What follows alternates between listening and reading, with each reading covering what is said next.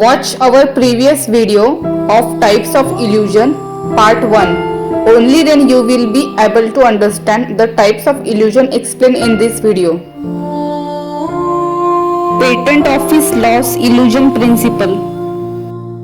So if we consider for a moment that the ancient civilizations were advanced and that we gain all our science from them, then what about the Patent Office Loss Illusion Principle?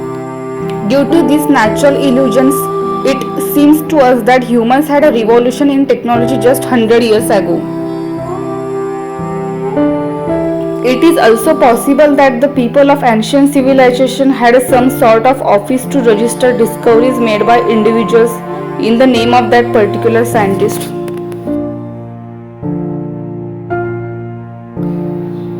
Then during a natural disaster, this office, like the patent office, got destroyed and all the records and documents were lost. Subsequently, the next generation government established a new office in its place. Then for example, let's say a new generation scientist made a slight modification to the existing technology of petrol-powered motorcycles and discovered a solar-powered bike. After the natural disaster, in the new office, the discovery of this solar-powered bike was registered in the name of this next generation scientist. And then time passed, and one generation went by. When the next generation of scientists look at the records of this office, they will assume that 100 years ago, this scientist invented a solar-powered bike, implying that people before this likely travel using horses.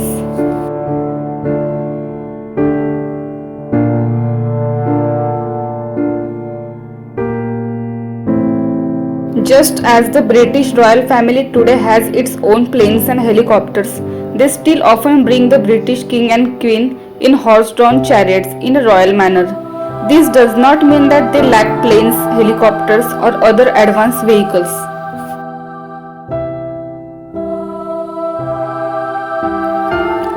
Similarly, if we consider for a moment that ancient civilizations were advanced, there might have been a tradition of carrying kings and queens in royal palanquin. This does not mean that based on such an ancient depiction we should assume they lacked advanced vehicles, therefore carrying them in a palanquin might have been a necessity for them. In ancient paintings we see depiction of things like helicopters and UFOs. So it is possible that the people of ancient civilization received technology from this alien androgynous dying and rising authority. So it may also be possible that the king of the ancient civilization will descend from a helicopter or an airplane, and then for a program it was customary to carry the king and queen in a palanquin with honor and decorum onto the stage. Old objects sold in scraps and recycling and renovation illusion principle. Suppose after a natural disaster, a scientist invents a light bulb. In ancient civilization, we find evidences of bulb-like lights, such as in Egypt's Dendera. So it's possible that this technology also gets passed from one generation to another with various modifications. Just as today we all sell our old bulbs in a scrap for recycling, we don't think about preserving a bulb as evidence for future generations. And when new technology arrives, even in ancient palaces and forts, the government install modern technology due to be a tourist spot. For example, if there was a system of tube lights before, they will be sold as scrap and replaced with the new lights. So it is possible that similar actions were taken by medieval kings, emperors, or their governments as well. Everyone will sell old technology and install new technology, turning ancient building, palaces and forts into tourist spots for the public. And in many abandoned places, people enter such abandoned places and sell items as a scrap to make money, leading to the loss of evidence from such locations as well. And after after a technology is destroyed in a natural disaster, people will have to live in a primitive style until that technology is rediscovered.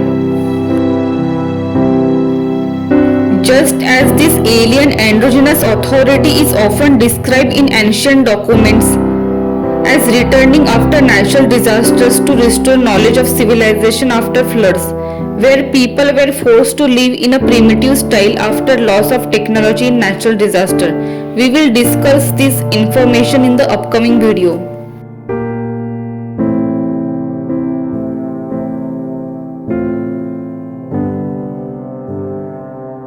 In ancient and medieval history, we always see the use of flame torches, and we also find images of bulb lights. So it is possible that the technology of bulbs existed back then. The use of flame torches may have been to scare off wild animals while soldiers travel through the dense forest, holding a flaming torch in their hands to deter them from coming close and attacking, as the population was low and the forests were very dense during ancient times. Alternatively, there might have been a need to keep flame torches burning outside the house to prevent wild animals from entering into human settlements. In this book, it describes how before the arrival of androgynous Fungi and androgynous Osiris, people live in a primitive way of life.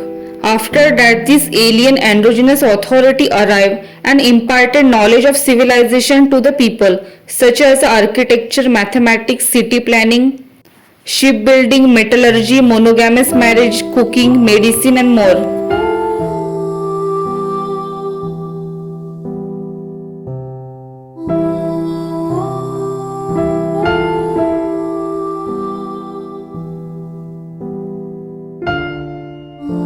And through the painting of the Mona Lisa, Leonardo da Vinci was trying to tell us about this principle of nature's illusion, which makes us feel one way, while in reality the truth is quite different.